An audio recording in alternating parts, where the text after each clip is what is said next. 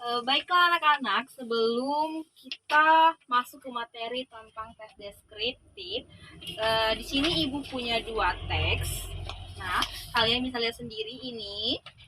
Menurut kalian di kedua teks ini manakah yang merupakan tes deskriptif? Oke, siapa yang bisa menjawab manakah dari yang kalian lihat manakah yang merupakan tes deskriptif? Oke, silakan kepada siapa namanya? Bayu. Oke, Bayu. Yang mana tes deskriptif? Yang sebelah kiri ibu. Oke, yang sebelah kiri ibu. Sekarang ibu tanya, kenapa ini disebut dengan tes deskriptif? Bagaimana Bayu bisa mengatakan kalau ini merupakan tes deskriptif? Ada yang bisa menjawab selain Bayu? Ya, siapa?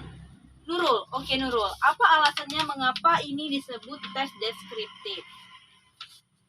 Oke. Untuk yang lain, ada tanggapan lain mengapa ini disebut tes deskriptif dari berupa bentuknya, dari fisik tes ini seperti apa? Siapa? Oke, Rozak siapa? Apa? Oke, bagus. Nah, sekarang ibu tanya, ini kata Bayu tadi merupakan tes deskriptif, sedangkan ini tes apa? Ya, betul sekali Bayu. Nah, ini merupakan teks puisi.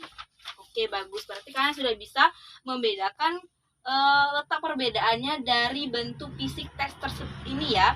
Nah, oke, kita langsung masuk ke materi. Nah, di sini kita akan membahas tentang tes deskriptif itu.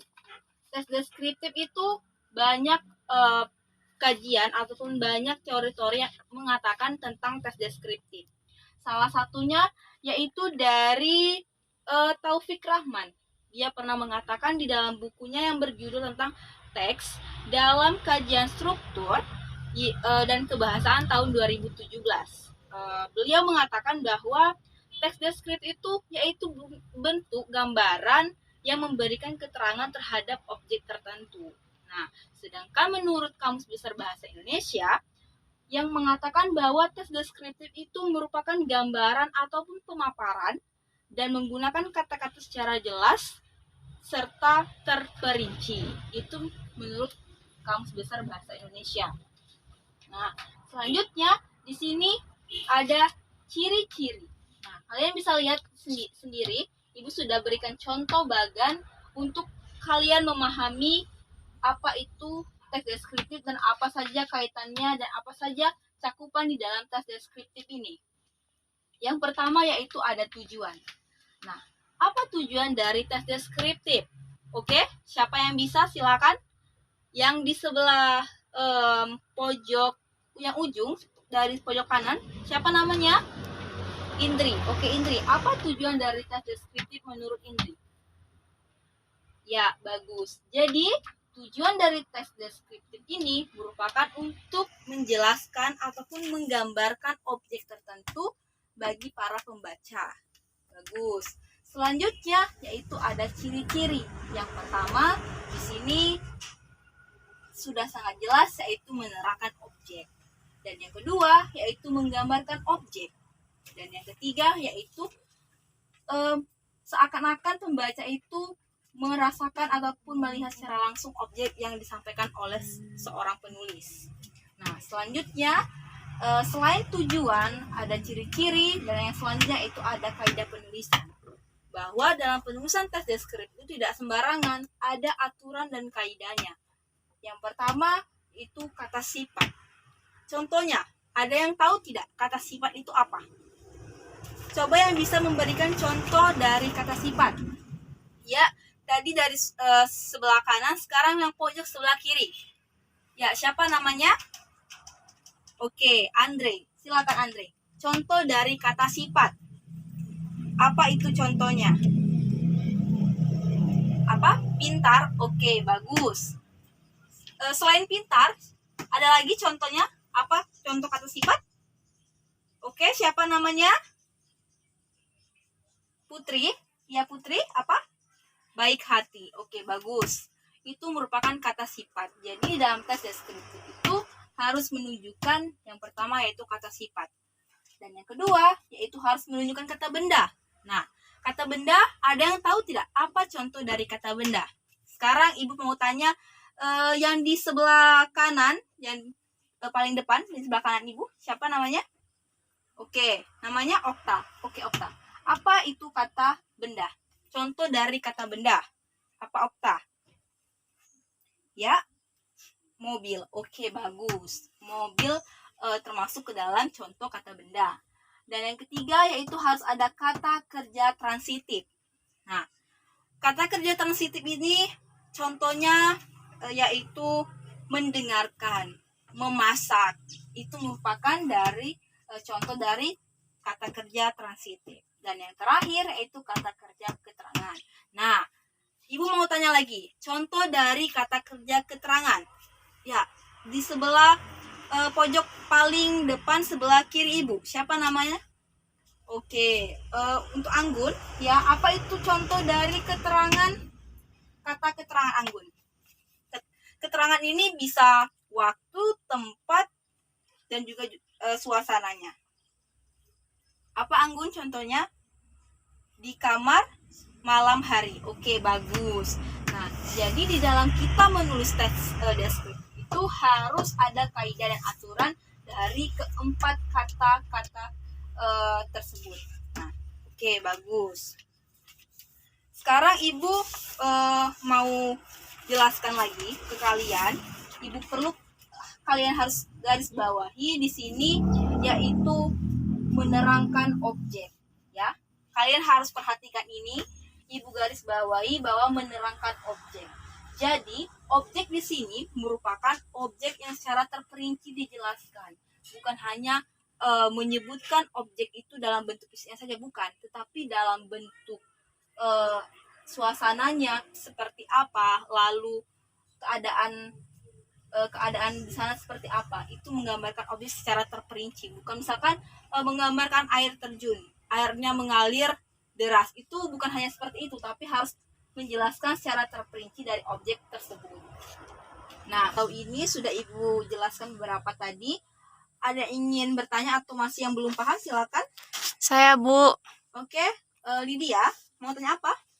Saya mau bertanya tentang ciri-ciri teks deskriptif yang poin terakhir, yaitu pembaca bisa merasakan. Itu maksudnya gimana, Bu? Oke, baiklah. Ibu akan menjelaskan ya. Maksudnya ini pembaca merasakan di sini. Maksudnya ketika kita menulis ataupun menyampaikan teks deskriptif, itu seolah pembaca yang membacakan teks deskriptif itu merasakan objek yang kita deskriptifkan.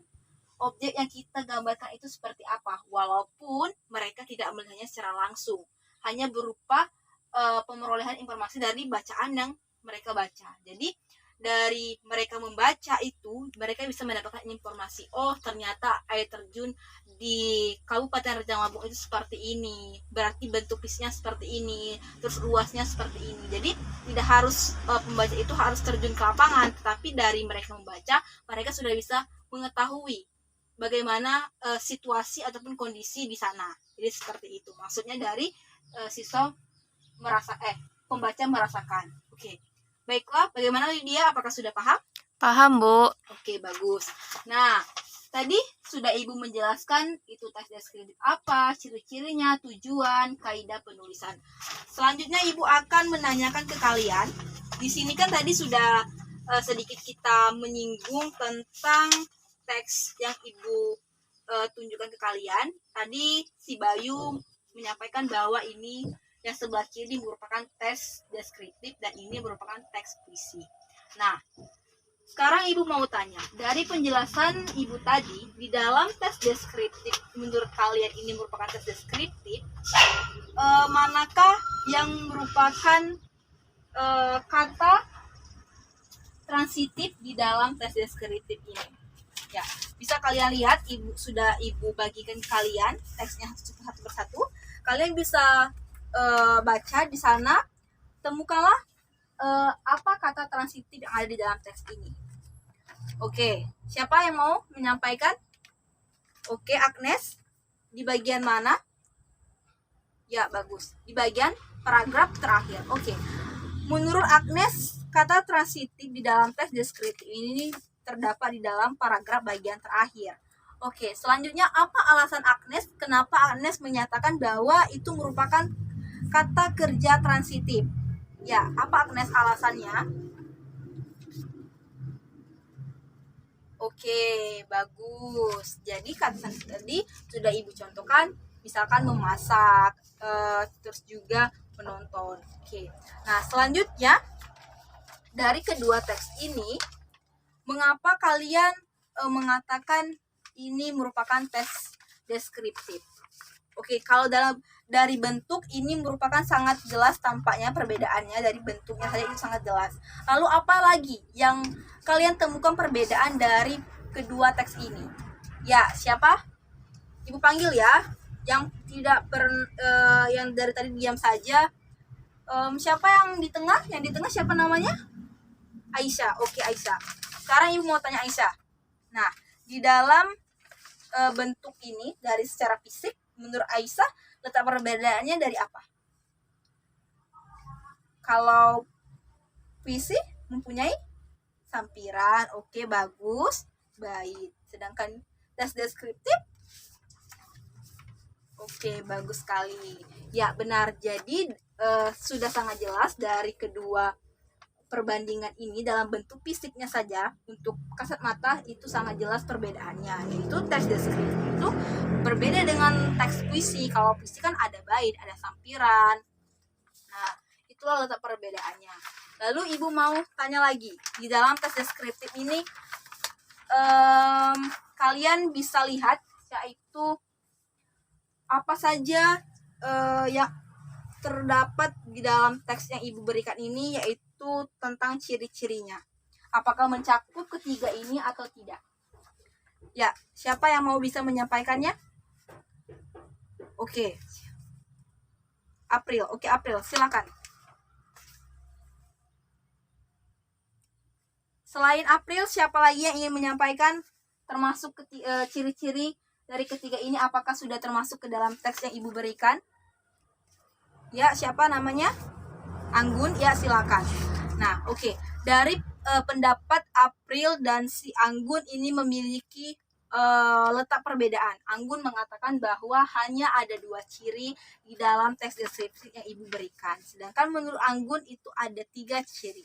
Nah, menurut kalian sendiri, manakah jawaban yang paling tepat dari pendapat teman-teman kalian sendiri? Oke, Ibu kasih waktu untuk kalian berpikir berapakah kalian menemukan ciri-ciri, apakah sama halnya dengan yang disampaikan oleh Anggun atau sama halnya yang disampaikan oleh April. Di dalam tes deskriptif ini yang Ibu berikan ini terdapat 3 ciri-ciri.